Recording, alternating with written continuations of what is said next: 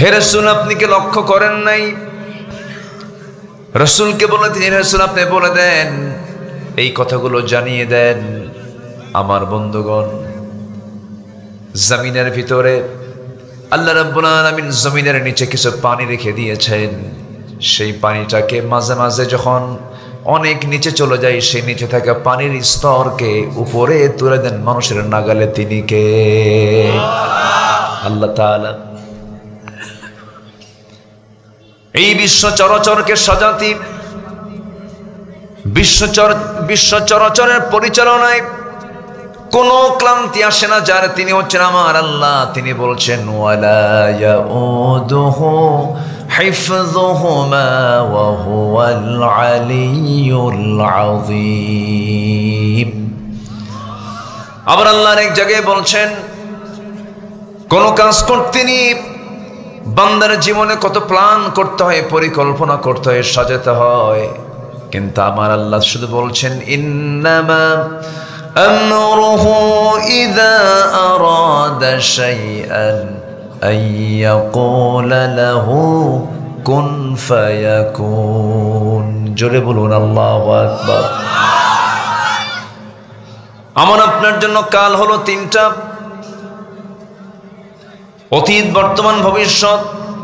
কিন্তু আমার আল্লাহর জন্য সব কিছুই সমান, তিনি সব কিছু জানেন। তার জন্য সব কিছুই, ভবিষ্যৎ যা, অতীত যা, বর্তমানও তাই।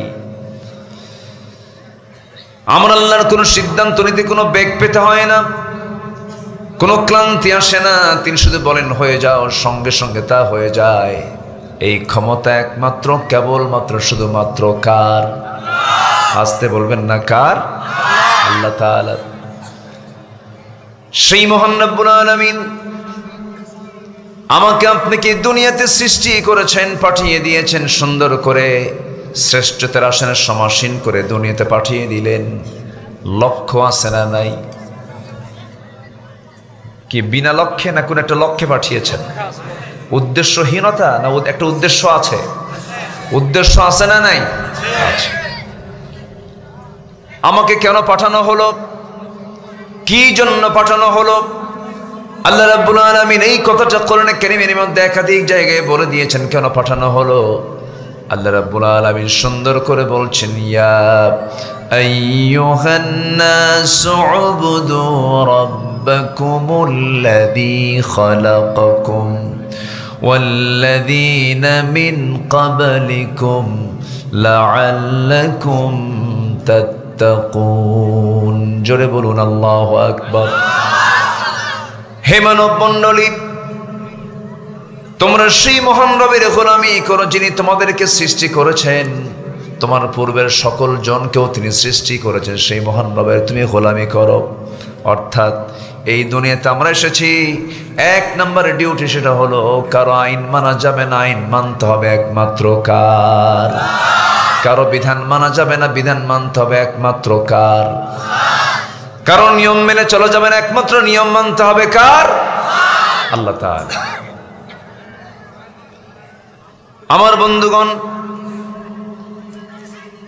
আল্লাহ রাব্বুল আলামিন বান্দাকে জান্নাত দিতে চান। আল্লাহ কোন বান্দাকে জাহান্নাম দিতে চান না। কিন্তু দুঃখজনক হলো সত্য, অধিকাংশ বান্দাগুলো জান্নাত পাবে না, জাহান্নাম পাবে। বলে জান্নাত না জাহান্নাম? জাহান্নাম পাবে। অধিকাংশ বান্দা জাহান্নামে চলে যাবে, অল্প সংখ্যক বান্দা জান্নাত পাবে। যেরকম আলহামদুলিল্লাহ। ফার্স্ট ক্লাস লোক একটু কমই থাকে, সেকেন্ড ক্লাস লোক বেশি থাকে। জান্নাতের সংখ্যা বেশি, কিন্তু জান্নাতি মানুষের সংখ্যা কম। জান্নাতের মধ্যে বান্দা যা চাবে তাই পেয়ে যাবে। আল্লাহ রাব্বুল আলামিন বলেন, ওয়ালাকুম ফিহা মা তাশতাহি আনফুসুকুম ওয়ালাকুম ফিহা মা তাত্তাউন নুজুলাম মিন গফুরির রহিম। জোরে বলুন আল্লাহু আকবার। বান্দা তোমার মন যা চাবে তাই পাবে। জান্নাতের মধ্যে বান্দার সকল খাহেশ পূরণ করবেন তিনি হচ্ছেন আমার আল্লাহ তাআলা। সেই জান্নাত প্রাপ্তির জন্য আল্লাহ রাব্বুল আলামিন বলছেন, বান্দারে তোমার কিছু কাজ সম্পূর্ণ করে আমার কাছে তোমার আসতে হবে। প্রথম আয়াত আল্লাহ রাব্বুল আলামিন যেখান থেকে আমি তেলাওয়াত দিয়ে শুরু করেছি, সেই তেলাওয়াতের দিকে, সেই আয়াতগুলোর দিকে আস্তে আস্তে চলে যাচ্ছে। সূরাটার নাম হলো সূরাতুল বাকারা। সূরাতুল বাকারা 114টি সূরার ভিতরে আকারের সবচাইতে বড় 2.5 পারা সমান একটা সূরা হয়েছে। কোরআন হলো 30 পারা, তার 2.5 পারা জুড়ে হলো কোন সূরা? সূরাতুল বাকারা। 286টা আয়াত সম্বলিত এই সুন্দর একটা সূরা। শেষ দিকের আমি কয়েকটা আয়াত তেলাওয়াত করেছি। আল্লাহ রাব্বুল আলামিন প্রথম আয়াতে 277 নম্বর আয়াত আল্লাহ রাব্বুল আলামিন বলেন, ও বান্দা, তুমি যদি আমার কাছে যদি 3টা কাজ করে আসতে পারো, 4টা কাজ করে আসতে পারো, আমি তোমার বড় বড় 2টা রোগ আমি তোমাকে তোমার জীবন থেকে মাইনাস করে ফেলবো। বড় 2টা রোগ তোমার সঙ্গে থাকবে না। যেরকম সুবহানাল্লাহ, 2টা রোগ তোমার মধ্যে থাকবে না। সেই 2টা রোগ কি? এই জাগতিক জীবনে এই 2টা রোগ হচ্ছে এখন বড় মারাত্মক রোগ। একটা হলো ভয়, আরেকটা হলো চিন্তা। আজকে গোটা দুনিয়া জুড়ে ভয় আছে না নাই? মানুষ বাঘকে বেশি ভয় করে না, মানুষ মানুষকে বেশি ভয় করে। বলেন বলেন বলেন, কথা বলতে হবে। বাঘ হিংস্র, সিংহ হিংস্র, হায়না হিংস্র, বিষধর সাপ অত্যন্ত ভয়ঙ্কর। কিন্তু এই সমস্ত সাপ, বিচ্ছু, পোকামাকড়, বাঘ, সিংহ, হায়না, এগুলোকে মানুষ যতটুকু না ভয় পায়, তার চাইতে আজকে মানুষ রূপী কিছু হিংস্র জানোয়ারকে তার চেয়ে বেশি ভয় পায়। আল্লাহ বলছেন, 4টা কাজ করো, তোমার মধ্যে এই ভয়টা আমি আল্লাহ উঠায় দেব। যেরকম সুবহানাল্লাহ। আরেকটা হলো চিন্তা। পৃথিবীতে যত রোগ আছে এর মধ্যে সবচেয়ে জটিল রোগের নাম কি বলেন তো? চিন্তা রোগ। ঘুম হয় না, আছে না? কিছু লোক আছে ঘুম ধরে না, ওষুধ খেতে হয়। অশান্তির আগুনে দাও দাও করে জ্বলে, শুধু চিন্তা। এক পর্যায়ে স্ট্রোক করে ফেলে। তাহলে আল্লাহ কি এমন আমল করতে বললেন যে আমল করলে পরে বান্দার বিরুদ্ধে ভয়ও থাকবে না, চিন্তাও থাকবে না? যেরকম সুবহানাল্লাহ।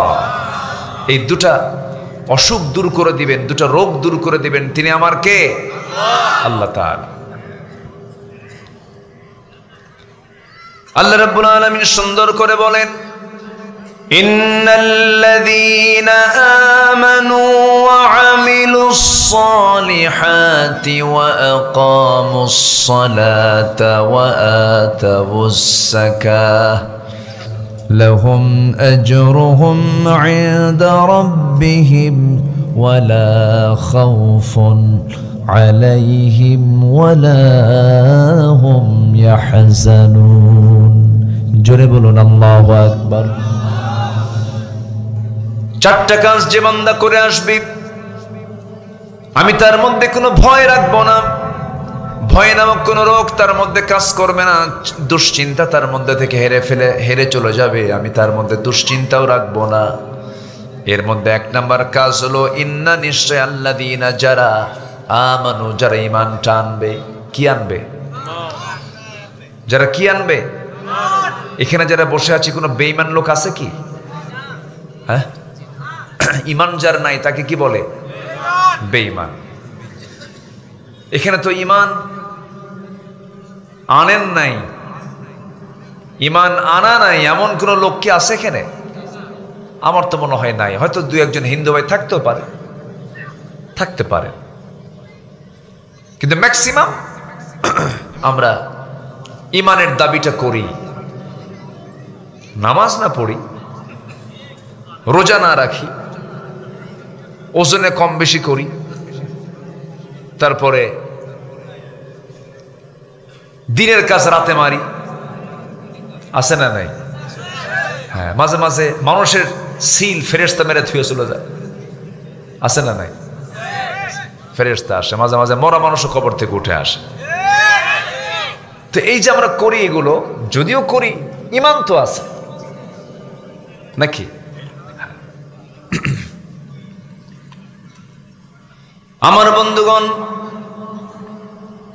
আল্লাহ রাব্বুল আলামিন বলছেন, বান্দা তুমি কি মনে করো ঈমান এনেছি এতটুকু বললাম আর আমি তোমাকে ছেড়ে দেব? না না, আল্লাহ রাব্বুল আলামিন বলেন, আহাসিবান নাস আইয়ুতরাকু আইয়াকুলু আমান্না ওয়া হুম লা ইফতানুন। মানুষের কি ধারণা ঈমান এনেছি এতটুকু শব্দ বললাম আর আমি তাকে ছেড়ে দেব? না না, অবশ্যই আমি তাকে পরীক্ষা করব, পরীক্ষার মধ্যে ফেলে দেব। এখান থেকে প্রমাণ হলো, সূরাতুল আনকাবুতের আয়াত প্রমাণ করে দেয়, ঈমান থাকবে যার, পরীক্ষা আছে, পরীক্ষা আছে তার। ঈমান নাই যার, পরীক্ষা নাই তার। তাহলে আমি 4টা কাজ যদি করে যাই দুনিয়াতে, আল্লাহ রাব্বুল আলামিন তাকে বলছেন, তুমি কোনো চিন্তা করো না, চিন্তা রোগ আমি দূর করে দেব। তোমার মধ্যে থেকে কোনো ভয় রোগ থাকবে না, ভয় রোগটাও দূর করে দেব। শর্ত হলো 4টা কাজ করে আসবে। এর মধ্যে 1 নাম্বার হলো ঈমান। সেই ঈমানটা হলো পরীক্ষা ছাড়া ঈমান না, পরীক্ষিত ঈমান। কি ঈমান বলেন? পরীক্ষিত ঈমান। এটা সময় দিতে হবে আমাকে। আজকে আমাকে সবাই সময় দিচ্ছেন তো নাকি? কেন, কোনো সমস্যা নাই তো? জোরে বলি ইনশাআল্লাহ। এখন তো সস্তায় কিছু জনপ্রিয় লোক আজকে সমাজে গড়ে উঠেছে, সস্তায় অনলাইনে মাঝে মাঝে বউরে দিয়েও টাকা কামাই করায়, কি নাকি কাপল ভিডিও নাকি? হ্যাঁ, কাপল ভিডিও করে। আবার জনগণের কিছু, মানে জনতার কিছু ফেরিওয়ালা আছে, মানবতার ফেরিওয়ালা আছে। মিল্টন কি সামাদ্দার না কি নাম আল্লাহ জানে। হ্যাঁ, মিল্টন সামাদ্দার। তার নাকি ফ্যান ফলোয়ার অনেক বেশি। সে নাকি বৃদ্ধাশ্রম গড়ে তুলেছিল। মাঝে মাঝে সেখান থেকে নিয়ে নাকি আবার কিডনিও বেঁচে দেয়। মানুষ কখনো ভালো হবে না কি ছাড়া? আস্তে হয়। আরো জোরে বলেন, শুধু কি ঈমান না, পরীক্ষিত ঈমান ছাড়া? ঈমান তো সবারই আছে। তাহলে মিল্টন সামাদ্দার যদি এমনটা করিয়ে ফেলে, বৃদ্ধাশ্রম গড়ে তুলে বৃদ্ধ মানুষকে নিয়ে আসলো, অসহায় এতিমদেরকে নিয়ে আসলো, সেবা দিল, কিন্তু কিডনি নাই। কি নাই? তাহলে এই যে অমানবিক কাজ, মানবতার ফেরিওয়ালা হয়ে যে অমানবিক কাজটা করলো, যদি এটা সত্যই হয়, এখন তো রিমান্ডে আছে মনে হয়, এই যে অপকর্মটা করলো, ঈমান থাকলে ন্যূনতম এই জঘন্য অপকর্ম কেউ কি করতে পারে? তাহলে একটা মানুষের সবচেয়ে বড় পুঁজি হলো কি আনা? আসতে বলবেন না, কি আনা? ঈমান আনলেই সে নিরাপদ। কিন্তু ঈমান তো আনলাম, কিন্তু ঈমান আনার সঙ্গে সঙ্গেই সঙ্গে আরেকটা জিনিস যুক্ত হবে, সেটা হলো পরীক্ষিত ঈমান। সামনে বহু অফার আসবে, সুন্দরী নারী তোমাকে প্রেমের প্রস্তাব দেবে, তুমি তখন ইউসুফ হয়ে যাবে। সুবহানাল্লাহ বলবেন না? তখন কি হতে হবে? ইউসুফকে এক মাহফিলে বহুদিন আগে বললাম, সাইয়েদনা ওমর ফারুককে চিনেন? একটা ছেলের সামনে দাঁড়িয়ে বলে, হুজুর চিনি। কে? আমাদের বাড়ির দোতলায় ভাড়া থাকে।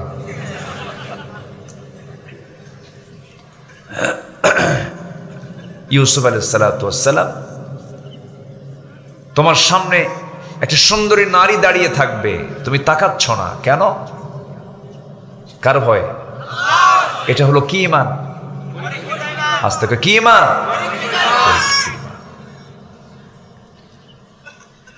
তোমার সামনে তুমি বিচারক হয়েছ, আসামি পক্ষের লোক তোমার বাড়িতে এসে 1 কোটি টাকার চেক দিয়ে গেল, বিচারক আজকে বিচারের যখন রায়টা দিবেন আমার পক্ষে দিবেন, এই যে 1 কোটি টাকা দিয়ে গেলাম। বিচারক মনে মনে ভাবলেন, বিচারের চেয়ার আমি বসেছি, আমি যদি রায়টা তার পক্ষে দিয়ে দিই কি আমাকে কে কি করবে, কেউ তো আমাকে কিছুই করতে পারবে না। কিন্তু তার মধ্যে যদি ন্যূনতম ঈমান থাকে, 1 কোটি কেন দুনিয়া তার হাতে দিলেও সে বিচারকে অবিচার করবে নাকি? তাহলে প্রত্যেকটা মানুষের মধ্যে আগে সবচেয়ে বড় গুণ থাকা দরকার, তার নামটা কি বলেন? পরীক্ষিত ঈমান। আমার দেশে বহু ঈমানদার আছে, নামই হলো ঈমান আলী। নাম কি? ঈমান আলী। নাম হলো রমজান আলী, রমজান মাসে দুপুরবেলা ভাত খায়। নাম হলো আতর আলী, গোটা গায়ে গাজার গন্ধ। নাম হলো হিম্মত আলী, সাইকেলের চাকা বাসটলি শীত হয়ে পড়ে। নাম হলো বাদশা মিয়া, ভিক্ষা করে। নাম কি? বাদশা মিয়া ভিক্ষা করে। নাম হলো খোকা মিয়া, কিন্তু 80 বছরের বুড়া। 80 বছরের বুড়া, নাম কি? খোকা মিয়া। নাম দিয়া তো কোনো কাজ হবে না। গুণ দেখতে চান আল্লাহ রাব্বুল আলামিন। গুণ যদি না থাকে, পরীক্ষায় পাশ যদি না থাকে, ঈমান দিয়ে বান্দা জান্নাত পাবে না। কারণ ওই ঈমানটা কি হবে? ইউসবিহু মুমিনান ওয়া ইউমসি কাফিরান। ওই বান্দার ঈমানটা সকালবেলা ঈমান থাকবে, বিকালবেলা সে কাফের হয়ে যাবে। এই জন্য মজবুত ঈমানটাকে আনতে হবে। 2টা বড় বড় রোগ আল্লাহ তাআলা নিজের জীবন থেকে মাইনাস করে দিবেন, বান্দার জীবন থেকে মাইনাস করে দিবেন। সেই বান্দার কোনো ভয় নামক কোনো কিছুই থাকবে না, চিন্তাও থাকবে না।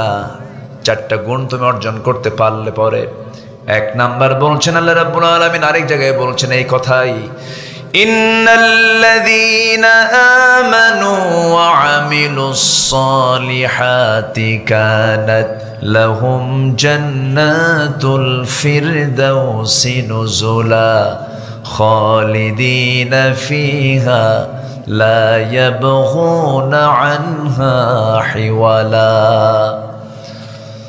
আরেক জায়গায় আল্লাহ রাব্বুল আলামিন বলেন, ওয়াল আসরি ইন্নাল ইনসানা লাফি খুসরিন ইল্লাল্লাযীনা আমানু ওয়া আমিলুস সালিহাত ওয়া তাওয়াসাউ বিল হাক্কি ওয়া তাওয়াসাউ বিস সাবর। আমার বন্ধুগণ, একটা মানুষের সব গুণ আছে। মিথ্যা কথা বলে না, আমানতের খেয়ানত করে না, বাজে কথা বলে না, ওয়াদা ভঙ্গ করে না, বিনয়ী বিনম্র আচরণের সব গুণ ভালো ভালো ঈমানের গুণগুলো আছে, কিন্তু ঈমানটাই নাই। ওই সমস্ত ভালো গুণ দিয়ে আসে বান্দা জান্নাত পাবে না। কারণ সবচেয়ে বড় গুণ হলো খিয়ানা, ঈমানটা আনা। অনেক হিন্দু মানুষ আছেন খুব সুন্দর করে কথা বলে, আছে না? আছে। অন্য ধর্মের লোক আছেন এরকম? স্বভাবগুলো খুব ভালো। যেমন আমার নবীর আপন চাচা আবু তালেব ছিলেন খুব সুন্দর আচরণের মানুষ, নবীর সঙ্গে খুব মিশে যেতেন। আমার নবীজির দুঃসময় আবু তালেব তার পাশে পর্যন্ত দাঁড়িয়েছিলেন। যেই বয়কটকে শিব আবু তালেব বলা হয়। আমার নবী মক্কার বাসিন্দা যখন ছিলেন, আবু জেহেলরা করলো কি? নবীজিকে বয়কটে ফেলে দিল। একটা পাহাড়ের পদদেশে আমার রাসূল সহ সাহাবায়ে কেরামকে যখন 3.5 বছর যখন বয়কটে রেখে দিল, লেনদেন কথাবার্তা ব্যবসা বাণিজ্য সবকিছু বন্ধ ঘোষণা করে দিয়েছে নবীর সাথে সমস্ত কুরাইশরা। সেই সময় আবু তালেব নবীর পক্ষ অবলম্বন করে নবীর সঙ্গে তিনিও জেল খেটেছেন। এত কষ্ট, এত ত্যাগ। নবীজি তার কাছ থেকে ভাষা শিখেছেন, নবীজি তার কাছ থেকে ব্যবসা শিখেছেন। এমনকি আমার নবীজি বিয়ে করেছেন, ওই চাচার পরামর্শ পর্যন্ত নিয়েছেন। গোটা জীবন তার ঘরেই থেকেছেন, নবুয়ত পেয়েছেন তার ঘরে থেকেই। এত কিছু অবদান রাখার পরে, এত গুণ তার মধ্যে থাকার পরেও ওই আবু তালেব জান্নাত পাবে না, জাহান্নামে চলে যাবে। জাহান্নাম যাওয়ার 1 নাম্বার কারণ হলো সব আছে কিন্তু কি নাই? ঈমানটা নাই। আমার নবীজি মুমূর্ষ সমস্ত অন্তিম শয্যায় শায়িত আবু তালেবের পাশে গিয়ে আস্তে করে বসে গেলেন। বসে গিয়ে বললেন, চাচা আপনি আমার জন্য কি করলেন না? আপনার দুটো ছেলে কালেমা পড়ে মুসলমান হয়ে গেছে, আপনি আমার জন্য জেল খাটলেন, আপনি আমার জন্য কত ত্যাগ স্বীকার করলেন, শুধু একটা বারের জন্য আপনি কালিমার ঘোষণা দিয়ে দেন। যদি আপনি পুরো কালিমা পড়তে নাও চান, শুধু বলবেন লা ইলাহা ইল্লাল্লাহ, আমি আপনার জন্য বেহেশতের জামিন হয়ে যাব। আবু তালেব বলছে, মুহাম্মদের আমি তোরে খুব ভালোবাসি, কিন্তু আমি ধর্ম ছাড়বো না, ধর্ম ছাড়বো না। আমার বাপ চোর, আমিও চোর। এরকম কিছু লোক আছে না, বলেন? মানে খুঁটি শক্ত করে ধরে। কি শক্ত করে ধরে? খুঁটি শক্ত করে ধরে। আমার বাপের এই নিয়মকে আর বাদ দেওয়া যায়? আমার বাপ চোর, আমিও চোর। আছে না নাই? দিন গ্রহণে সবচেয়ে বড় বাধার মধ্যে এটা একটা বাধা। আমার বাপ এই দলিল করে গেছে, এটা কি ব্রেক দেব আমি? অসম্ভব ব্যাপার, সব নড়ে যাবে, এটা নড়বে না। আছে না এরকম কিছু লোক? আছে না? আছে। এটা গোড়ামি। এটা কি গোড়ামি? গোড়ামি ইমানের পক্ষের কাজ না, ইমান পরিপন্থী কাজ, পরিপন্থী কাজ। হাসবুনা মা ওয়াজাদানা, তারা বলতো আমাদের জন্য যথেষ্ট, যা রেখে গেছে আমাদের আব্বা, আমাদের পূর্বপুরুষরা যা রেখে গেছে এটা আমাদের জন্য যথেষ্ট। না না, ইসলাম মানবো কি আগের মানুষকে দেখে, না কোরআন হাদিস দেখে? কোরআন হাদিসকে দেখে মানতে হবে। আমার বন্ধুগণ, অনেকে মাহফিলে এসে ইসলামের কথাগুলো শোনেন, চোখের পানি ফেলে ফেলে কাঁদেন, মসজিদে গিয়ে 5 ওয়াক্ত নামাজও পড়েন, কিন্তু নিজের জীবনের দলের নাম লিখে দিয়েছেন, সেখানে ইসলামী দল করেন না। আসতে বলবেন না, আছে না নাই? নামাজে গেলে আল্লাহর নাম নাই, মাহফিল আসলে আল্লাহ রাসূলের নাম নিয়ে চোখের পানি ফেলে ফেলে কাঁদেন, কিন্তু মসজিদ থেকে বের হয়ে, মাহফিল থেকে বের হয়ে নেতা একখান ডাক দিল, নেতার পিছনে পিছনে চলে গেল, নামাজ গেল, দিন গেল, ইসলামী দল না করে দুনিয়া থেকে মরণ হওয়া মানে মুনাফিকের মরণ হওয়া। আসতে কোন কেন? কিছু ইসলাম, কিছু অন ইসলাম, এটার নাম ইমানদার নয়। আল্লাহ রাব্বুল আলামিন ইসলামে ঢুকতে বলেছেন আংশিক না পুরোপুরি? আংশিক না পুরোপুরি? পুরোপুরি।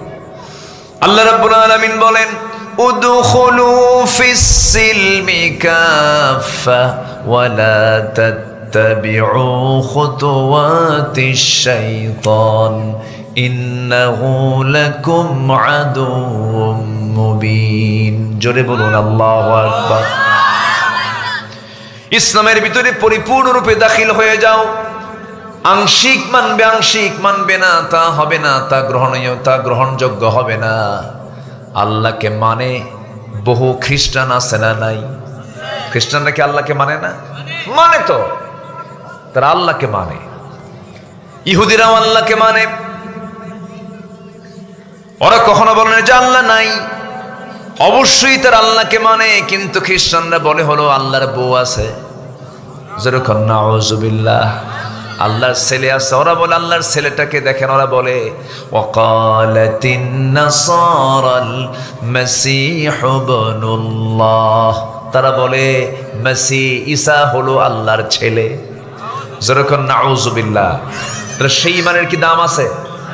সেই ইমানের কি দাম আছে? আমার বন্ধুগণ, ইমানটাকে ফ্রেশ করতে হবে, ইমানটাকে তরুতাজা রাখতে হবে। ইমানকে ক্যান্সার আক্রান্ত করা যাবে না, ইমানকে রোগাক্রান্ত করা যাবে না। ইমানটাকে ফ্রেশ রাখতে বলেছেন তিনি আমার কে?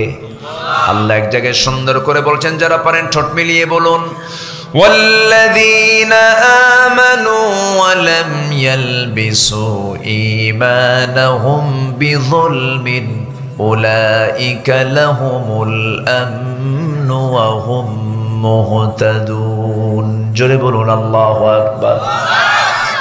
ঈমান যারা আনবে, ঈমানকে যারা ওয়ালাম ইয়ালবিসু ঈমানাহুম বিযুলমিন, যারা তাদের ঈমানটাকে জুলুমের দ্বারা আচ্ছাদন করবে না।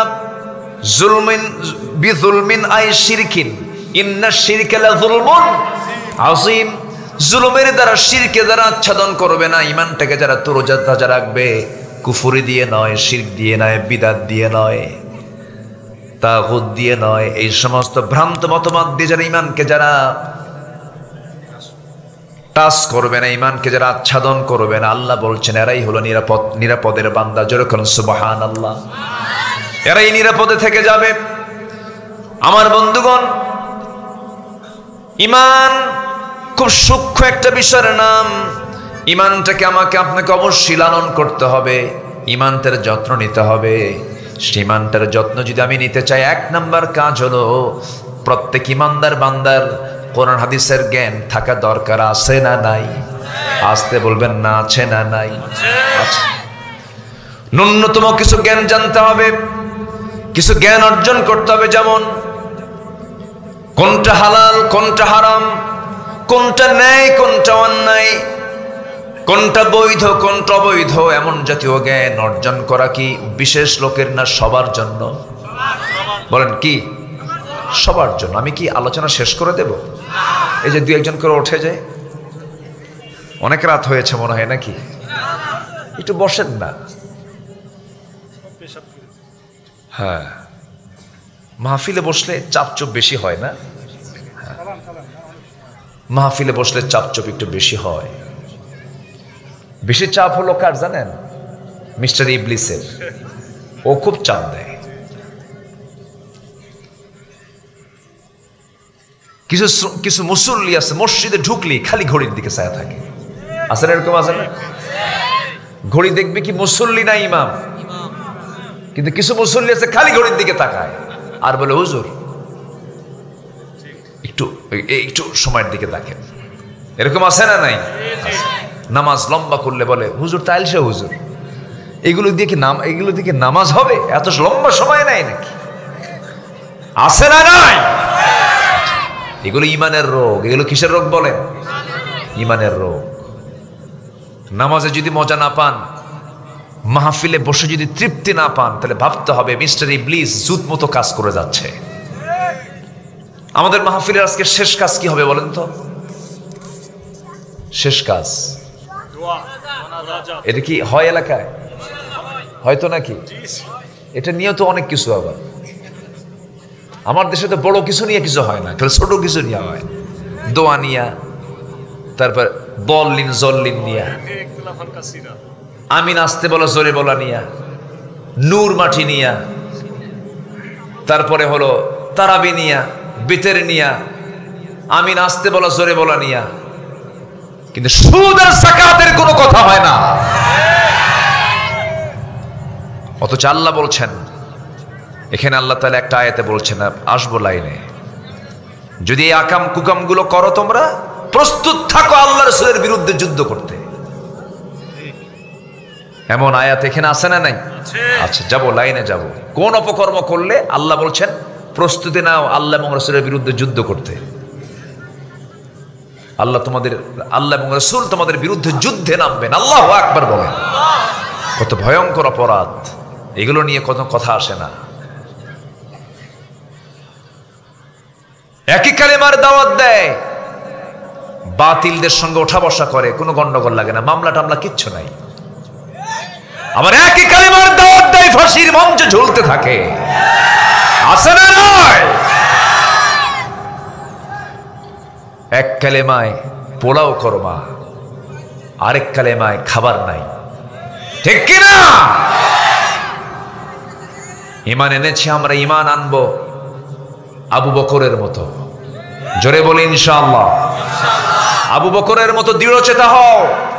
যাকাত যারা দেবেন, আবু বকর বলেছেন তাদের বিরুদ্ধে আমি আবু বকরের জিহাদ ঘোষণা। আবু বকরের মতো দৃঢ়চেতা হও, ওমরের মতো সাহসী হও, ওসমানের মতো ধৈর্যশীল হও, লজ্জাশীল হও, আলীর মতো লড়াকু বীর হয়ে বাতিলদের বিরুদ্ধে লড়াইয়ে ঝাঁপিয়ে পড়ো। রাজি আছেন কারা কারা? হাত উঁচু করে দেখান মুসলমান।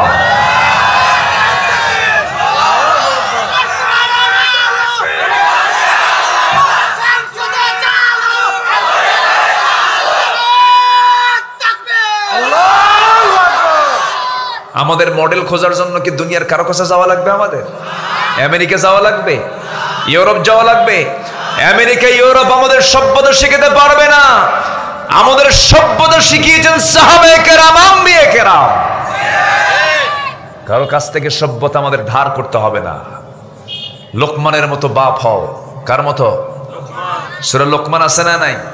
আছে। লোকমান তার সন্তানকে নসিহত দিয়েছেন 13টা। আমরা সন্তানদের এই নসিহত গুলো না দিয়ে বলি, বাবা খালি পায়ে ফুল একটা হাতে নিয়ে যা, ওখানে ফুল দিয়ে আয়। ঠিক কিনা? ওয়াজ করলে তো আমরা দোষী হয়ে যাই। হক কথা বলবো, শিরকের বিরুদ্ধে কথা বলবো। কল্লা দেব, আল্লাহ দেব না। সম্মানিত ভাইয়েরা, কার মতো বাপ হও? বলেন কার মতো? লোকমান কি কোনো নবী ছিলেন? সাহাবীও না। উনি কি কোনো কি বলে সুন্দর চেহারার মানুষ ছিলেন? ওইরকম কালো মানুষ এখানে একজনও নাই। শুধু কালোই না, খাটো। শুধু খাটোই না, দাঁতগুলো এলোমেলো। শুধু দাঁতগুলো এলোমেলো না, চুলগুলো খাড়া খাড়া, চামড়াগুলো খসখসা, পায়ের গোড়ালি ছিল ফাটা। দেখতে শুনতে বাহ্যিকভাবে তেমন সুন্দর কেউ ছিলেন না তিনি। সমাজে তার তেমন কোনো পরিচিতিও ছিল না। আল্লাহ তাআলা তাকে নবুয়ত না দিলেও দিয়েছিলেন হিকমাহ। সুবহানাল্লাহ বলবেন না? ওয়ালাকাদ আতাইনা লুকমানাল হিকমাহ। আল্লাহু আকবার বলেন। ওয়ামান ইউতিল হিকমাতা ফাকাদ উতিয়া খায়রান কাসীরা। আল্লাহ যাকে চান তাকে হিকমতটা দেন। জোরে কোন সুবহানাল্লাহ।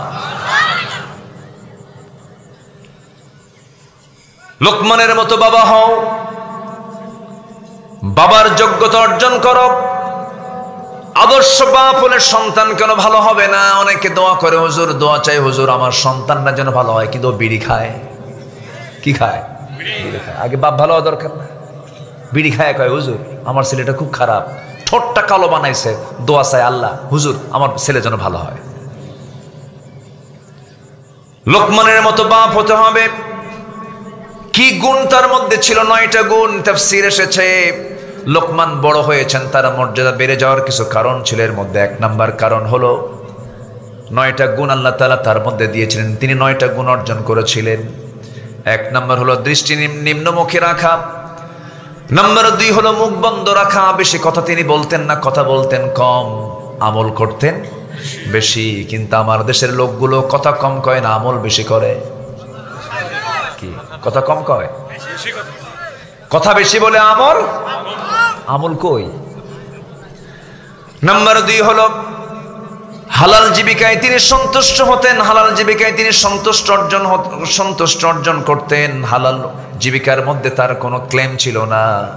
নাম্বার 4 হলো লজ্জাস্থানটাকে তিনি হেফাজত করতেন। নাম্বার 5 হলো সত্য কথায় অটল থাকতেন। নাম্বার 6 হলো অঙ্গীকার পূর্ণ করতেন। নাম্বার 7 হলো মেহমানকে পেলে সম্মান করতেন।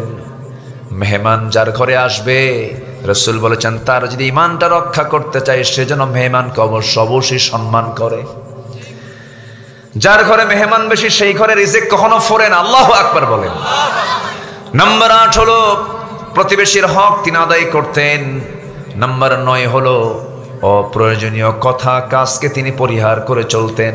অপ্রয়োজনীয় কাজের দিকে তিনি যেতেন না, অপ্রয়োজনীয় কথার দিকে তিনি যেতেন না। আবার এই দিকে আমার রাসূল নিজেও বলে দিলেন, সাহাবীরা আমি তোমাদেরকে 10টা ওসিয়ত করছি। কি করছি? ওসিয়ত বুঝতেছেন তো? মানুষ মারা যাওয়ার আগে ওসিয়ত করে না? আমার রাসূল আমাদেরকে ওসিয়ত করছেন 10টা। কয়টা বলেন তো? 10টা শুনবেন। আমার নবীজি বলেন, قال رسول الله صلى الله عليه وسلم, মুআজ বিন জাবাল রাদিয়াল্লাহু আনহু থেকে বর্ণিত হাদিস। আমার নবীজি বলেন, উসিকা বিতাকওয়াল্লাহ ওয়া সিদকাল হাদিস ওয়া ফাআল হাদি ওয়া আদাআল আমানাহ ওয়া তারাকাল খিয়ানাহ হিফযাল জার ওয়া রাহমাতাল ইয়াতীম ওয়া লিনাল কালাম ওয়া বাদলাস সালাম ওয়া হিফযাল জানাহ। أو كما قال عليه الصلاة والسلام, বাইহাকির হাদিস, আমার নবীজি বললেন, ও সাহাবীরা, হে মুআজ, আমি তোমাদেরকে জানিয়ে দিচ্ছি, আমি তোমাকে 10টা বিষয়ের আমি তোমাকে নসিহত করছি, ওসিয়ত করছি। নাম্বার 1 হলো তুমি কি করবে? নাম্বার 1 তাকওয়ার পথ অবলম্বন করবে। উসিকা বিতাকওয়াল্লাহ। নাম্বার 2 হলো সত্য কথা বলবে। নাম্বার 3 হলো ওয়াদা পূর্ণ করবে। নাম্বার 4 হলো আমানত যথাস্থানে পৌঁছে দেবে। নাম্বার 5 হলো খেয়ানত কখনো করবে না। নাম্বার 6 হলো প্রতিবেশীর দিকে খেয়াল রাখবে। এতিমের প্রতি নাম্বার 7 দয়া প্রদর্শন করবে। রাসূল বলেছেন, আনা ওয়া কাফিলুল ইয়াতীম কাহাতাইনি ফিল জান্নাহ। আমি এবং ইতিমের যে সেবা করবে, তত্ত্বাবধান করবে, দুজন মিলে একসঙ্গে 2 নখের দূরত্বে, সাব্বাবা ওয়াসতা। আমার নবীজি এই 2টা আঙ্গুল উঁচু করে বললেন, এতিমকে যে দেখবে এবং যে বান্দা দেখবে এতিম, যে বান্দা এতিমকে দেখবে, আমি রাসূল এবং সেই বান্দা জান্নাতের মধ্যে 2 নখের দূরত্ব অবস্থান করব। জোরে বলুন সুবহানাল্লাহ। নাম্বার 8 হলো নম্র কথা বলা। রাসূল নম্র কথা বলবে মুআজ। নাম্বার 9 হলো ব্যাপকভাবে বাজলুস সালাম, ব্যাপকভাবে সালাম প্রচলন করবে। কিন্তু আজকে সমাজে সালাম বেশি না, গুড মর্নিং বেশি। গুড মর্নিং, গুড ইভিনিং, শুভ সকাল, শুভ সন্ধ্যা। সালাম যারা দেয় না ওদের মধ্যে ঈমানের ঘাটতি আছে, ঠিক কি না? এরকম স্বামীও পাওয়া যাবে এখানে, হয়তোবা জীবনে বউকে সালামই দেয় নাই। এরকম স্বামীও কিন্তু আছে না নাই? খুঁজুর, বউকে আবার স্বামী সালাম দেবে, বউকে সালাম দেওয়া লাগে। এরকম লোক আছে না নাই বলেন তো? আছে না নাই? আছে। সালাম দেব কি, বউকে সালাম দেওয়া জায়েজ আছে না নাই? আসতে কয়। অনেকে প্রশ্ন করে মাহফিলে, হুজুর আমার বউ কথা শোনে না, কে সালাম দিছেন? জীবনে সালাম দেই নাই, ওর কি গিয়ার বাড়ায় দেব? বউ ভালো হবে না কেন? সালাম দিবেন ঘন ঘন, বউ ভালো হয়ে যাবে। এটার ভালো হওয়ার ঔষধ 1 নাম্বার। বলি আলহামদুলিল্লাহ। এই প্র্যাকটিস কি সবাই করবেন? এই বাচ্চারা তোমরা হাত তুলছো কেন? তোমার কারে সালাম দিবা? আবার বুড়ো চাচাও রাজি হয়ে গেছেন। বুড়ো চাচা রাজি তো হলেন, কিন্তু আজকে গিয়ে যদি সালাম দেন, বুড়ি বলবে ভাগ্যা শুরু করছো না, সারা জীবন সালাম দাও নাই। যা বলে বলুক, তাও প্র্যাকটিস শুরু করবো। জোরে বলি ইনশাআল্লাহ। সালাম আগে দরকার, বাইরের না আগে ভিতরে দরকার? বাইরের লোককে আপনি সালাম দিলেন আর ভিতরের লোককে সালাম দিলেন না। বরকত তো বাইরে দিলেন, রহমতের জন্য বাইরে দোয়া করলেন, ভিতরে তো দোয়া হলো না। ওয়াবাদলুস সালাম, রাসূল বললেন যে বেশি করে সালাম দাও। বেশি করে কি দাও? সালাম দাও। সালামের প্রচলন করো। বিনয় হয়ে যাও। ওয়া হিফযাল জানাহ ওয়াখফিদ লাহুমা জানাহায যুল্লি মিনার রাহমাহ। আল্লাহু আকবার বলেন। জানাহ মানে হলো বিনয় হয়ে যাওয়া। বিনয়বনত হয়ে যাও, দিলটা নরম বানায় ফেলো, জিদ তৈরি করো না, হিংসা করো না। হিংসার ফলাফল হলো জাহান্নাম। হিংসার ফলাফল কি? জাহান্নাম। আমাদের দেশে মানবতার আবাদ হয় না, হিংসার আবাদ হয়। কিসের আবাদ হয়? নফসের কিছু রোগ আছে না নাই? বলেন, নফসের কিছু রোগ আছে না নাই? এর মধ্যে হিংসা কি রোগ নয়? হিংসা একটা রোগ। যে ব্যক্তি হিংসা করবে সে কখনো বড় হবে না। যে লোকটা হিংসা করবে সে কখনো সুস্থ হবে না। হিংসুক কখনো সুস্থ থাকে না, হিংসুক কখনো বড় হতে পারে না। উদার চিত্ততা নিয়ে চলবো, বিনয়ী হয়ে চলবো, অপরের জন্য বড় কিছু কামনা করবো। আল্লাহ তুমি ওকে বড় করেছো, তুমি আল্লাহ আমাকেও বড় করো। ওকে আল্লাহ তুমি আরো বেশি বড় বানায় দাও। হিংসাকে আমরা দূর করব। এক বেচারি, অনেকদিন আগের কথা, একটা এক্সাম্পল মনে পড়লো আমার। আগের যুগের মানুষ বিয়ে করতো ঘোড়ায় চড়ে। কিসে চড়ে? ঘোড়ায় চড়ে। হাতি, ঘোড়ায় চড়ে না? ঘোড়ায় চড়ে বিয়ে করত। এখন তো প্রাইভেট কার, এমনকি হেলিকপ্টার নিয়েও বিয়ে করে। এমনকি মেয়ে পক্ষ চলে যায় স্বামী পক্ষের বাড়িতে। এরকম আছে না নাই? কি নাই আমার দেশে? সব আছে। আমি চুয়াডাঙ্গায় গত বছর মাহফিল করতে গেছি, এই কথা বলতে না হুজুর, এই গ্রামের ঘটনা বলে ফেলল। তো বিয়ে করতে যাবে, ঘোড়ার প্রয়োজন। তো গ্রামের এক বুড়া চাচার কাছে ঘোড়া আছে একটা। তো ছেলেটা ওই যে বিয়ে করবে সেই লোকটা গিয়ে বলছে, ভাই কি মুরব্বী চাচা, আমার অমুক দিন বিয়ে, ঘোড়াটা কি দেওয়া যাবে? কে তোর আমি ঘোড়া দেবো না, যা